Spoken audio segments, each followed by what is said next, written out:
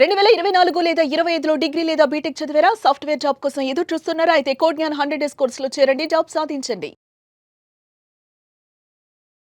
Welcome to Suman TV. నేను మీ Suman TV. నాకు కర్మ సిద్ధాంతం జనరల్గా అది ఎన్ని రకాలుగా ఉంటుంది. 2026లో కనుక మనం చూసుకుంటే ఒక్కొక్క నక్షత్రానికి వీటి ప్రభావం ఏ విధంగా ఉండేటువంటి అవకాశం ఉంటుందనేది ఈరోజు మనతో పాటు వేదిక ఆస్ట్రాలజర్ ఉమా గారు ఉన్నారు. వారి మాటలు తెలుసుకుందాం. నమస్కారం ఉమా గారు. నమస్తే నాగరాజ్ గారు. జనరల్గా అంటే కర్మ సిద్ధాంతం ప్రకారం మనం టైప్స్ కనుక మనం చూసుకుంటే సంచిత కర్మ, ఆగామి కర్మ అని చెప్పేసి మనం మాట్లాడుకుంటూ ఉంటాం. కరెక్ట్ అండి. అయితే నాకు ఈ కర్మ ఉంది అనేటువంటి విషయం ఏ విధంగా తెలుస్తుంది? ద సేమ్ టైం వీటి ఎఫెక్ట్స్ అసలు ఎలా ఉంటాయి నక్షత్రపరంగా కనుక మనం చూసుకుంటే? చాలా మంచి క్వశ్చన్ అండి. అంటే సంచిత కర్మ, ఆగామి కర్మ, ప్రారబ్ధ కర్మ ఈ మూడే ఉంటాయండి. ఎవరికైనా సరే ఈ మూడే ఉంటాయి. అందులో సంచితం అనేటువంటిది పాస్ట్ లైఫ్ అయితే, ప్రారబ్ధం అనేటువంటిది కరెంట్ లైఫ్, ఆగామి అనేటువంటిది ఫ్యూచర్ లైఫ్ అనమాట. సో మనం పాస్ట్ లైఫ్ ఆధారంగా ప్రజెంట్ లైఫ్ అనుభవిస్తున్నాం. ప్రజెంట్ లైఫ్ని, పాస్ట్ లైఫ్ని సమ్మేళనం చేసుకుని ఫ్యూచర్ లైఫ్ని బిల్డ్ చేసుకోబోతున్నాం అనేటువంటి క్లారిటీ ప్రతి ఒక్కరికి ఉండాలండి. ఇక్కడ ఏంటి అంటే సంచిత కర్మ అనేటువంటిది మనం తెలుసో తెలియకో మన వంశస్థులు, పూర్వీకులు, మనము గతంలో చేసుకున్నటువంటి పాపాలు అన్నమాట.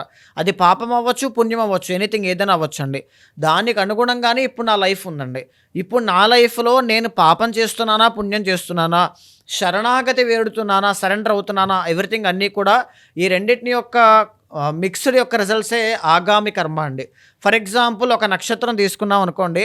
ఆ నక్షత్రానికి 2026లో గురువు అనేటువంటి ఆయన ఎలా ఉండబోతున్నారు, శని అనేటువంటి ఆయన ఎలా ఉండబోతున్నారు, ఈ యొక్క పలానా ఏలినాటి శని వల్ల డబ్బు నిలబడకుండా వెళ్ళిపోవడం లాంటివి, హెల్త్ ఇష్యూస్ రావడం లాంటివి, ఇవన్నీ ఎలా ప్రిడిక్ట్ చేయగలుగుతామండి? ఒక్కొక్క గ్రహము ఒక్కొక్క కారకత్వాన్ని, ప్రాపర్టీని చెప్తూ ఉంటుందండి. అంటే మనం అనుభవించాల్సిన కర్మని ఎన్ని రకాలుగా డివైడ్ చేశారు అంటే, రవి అనేటువంటి ఆయన ఎప్పుడు కూడా హెల్త్ అండి. చంద్రుడు అంటే మనస్సు, అంటే పీస్ ఆఫ్ మైండ్ మనిషికి ఉంటుందా లేదా అని. కుజుడు అంటే మీ యొక్క శక్తి సామర్థ్యాలండి, మీరు కష్టపడతారా పడరా అనేటువంటిది. బుధుడు అంటే మీ యొక్క విద్య, మేధాశక్తి, మీ తెలివితేటలు ఏ విధంగా ఉంటాయి, దేనివల్ల లాస్ అవుతారు, మీ బంధువులు ఎలా ఉంటారని చెప్పేటువంటిది అనమాట.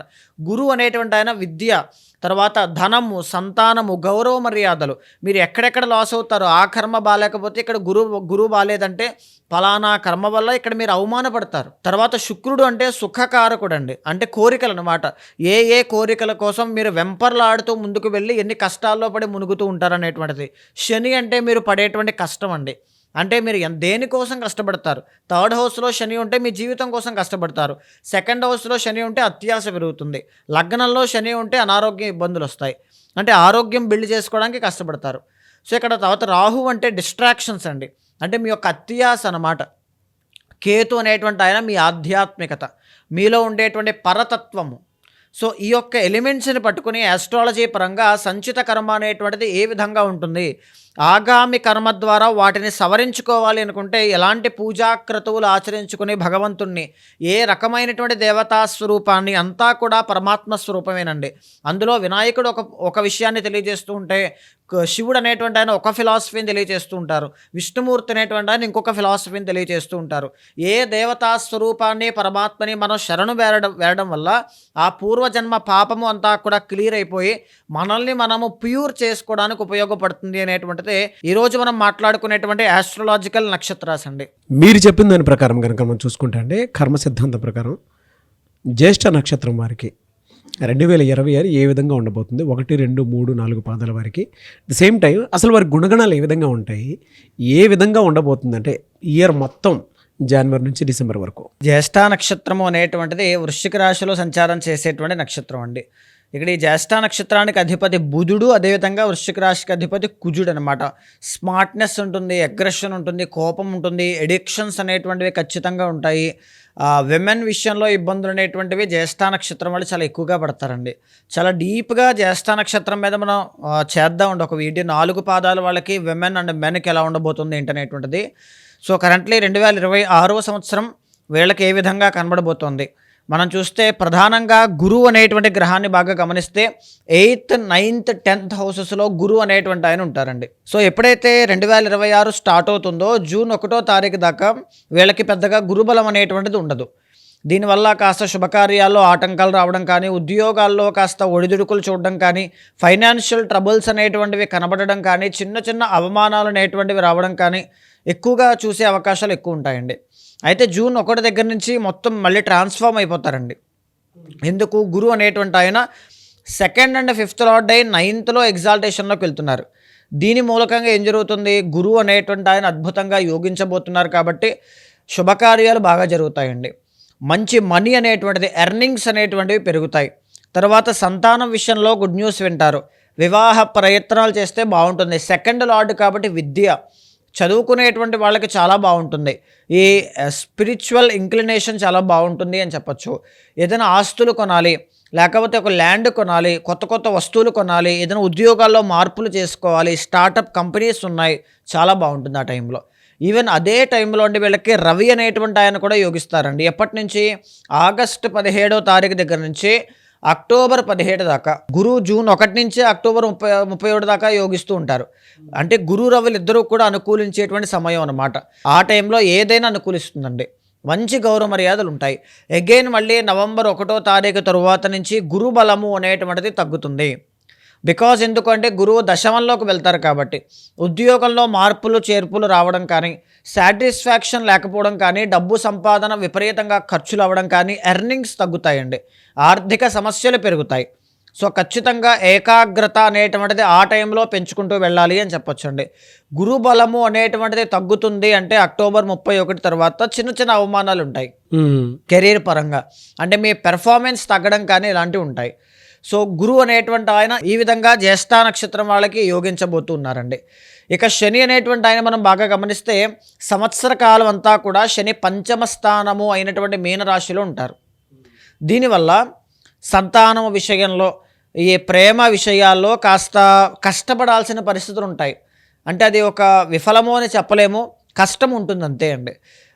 విదేశ యోగం కోసం బాగా కష్టపడతారు, ప్రేమ కోసం బాగా కష్టపడతారు, పిల్లల కోసం బాగా కష్టపడతారు. ఇలాంటివన్నీ ఎక్కువగా కనబడుతూ ఉంటాయి. ఏ మంత్ వరకు ఉంటాయి సార్ ఇవన్నీ? సంవత్సర కాలం అంతా అండి. శని సంవత్సరం అంతా కూడా అదే మీనరాశిలో ఉంటున్నారు కాబట్టి కష్టపడతారు.